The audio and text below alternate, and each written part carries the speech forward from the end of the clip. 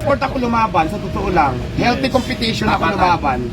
Ayoko nang yung sisiraan pa yung kabila para dumami ang customer ko. Hindi tayo ganun. Hininga ng pahayag ang may-ari ng Viral Pares Overload na si Diwata, kaugnay sa pagpasok ni Rosmar sa kaparehong negosyong pagpapares kung saan dinudumog rin ng mga tao ang kanilang pwesto.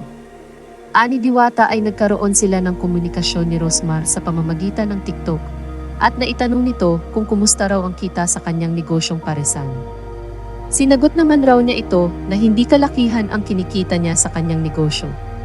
Ang kanya lamang raw ay ang makapagpasahod siya sa kanyang mga tauhan, bumalik ang kanyang puhunan at mabayaran lahat ng mga gastos niya sa pang-araw-araw. Kahit pa raw wala na siyang kita, basta't mabalik lang ang puhunan at tuloy-tuloy lang ang negosyo ay okay na sa kanya. Binanggit din ni Diwata na nagpaalam sa kanya si Rosmar na papasukin nito ang negosyong paresan at wala naman raw siyang nakikitang problema doon kasi malayo naman raw ang lugar ni Rosmar sa kanyang pwesto at isa pa pera naman niya ang ginamit sa negosyo. Mga tao pa rin naman daw ang pipili kung saan nila gustong kumain. Kahit magtabi-tabi pa ang mga paresan, hindi raw maaaring diktahan ang mga tao kung saan sila bibili ng pagkain. Ang mga tao raw ang masusunod kung saan nila nais gastusin ang kanilang pera.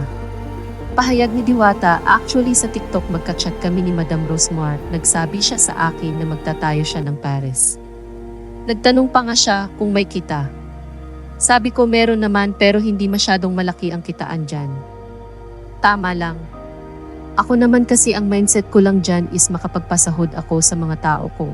Bumalik yung puhunan ko, ma-shoulder ko lahat ng expenses ko. Kahit nga bumalik lang ang puhunan, wala nang tubo. Okay lang sa akin, basta magtuloy-tuloy lang. Nagtayo si Rosmar, wala namang problema dun. Malayo naman kami at saka pera niya naman yun eh. At saka customer choice pa rin tayo kung saan nila gustong kumain. Kahit magtabi-tabi dito parehas-paresan, di naman natin pwede diktahan ang mga customer kung saan nila gusto kumain. Kasi in the first place pera nila yan, sila ang masusunod dyan. May mensahe rin si Diwata para sa mga taong nagrereklamo raw sa lasa ng kanyang pagkaing paninda. Aniya ay kung hindi pasok sa kanilang panlasa at hindi sila nasarapan ay maaari naman silang maghanap ng paresan na papasok sa kanilang panlasa. Hindi naman raw niya pinipilit sa kanila ang kanyang pagkaing itinitinda. Para lamang ito sa mga may gusto sa kanyang pares overload.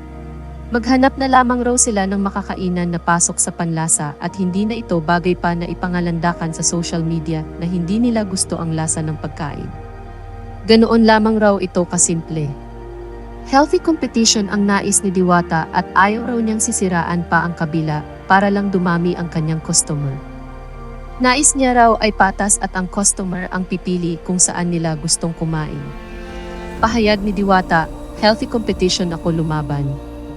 Ayoko nang sisiraan pa yung kabila para dumami ang customer.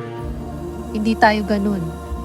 Gusto ko parehas at saka customer pa rin magdedesisyon kung saan sila gusto kumain.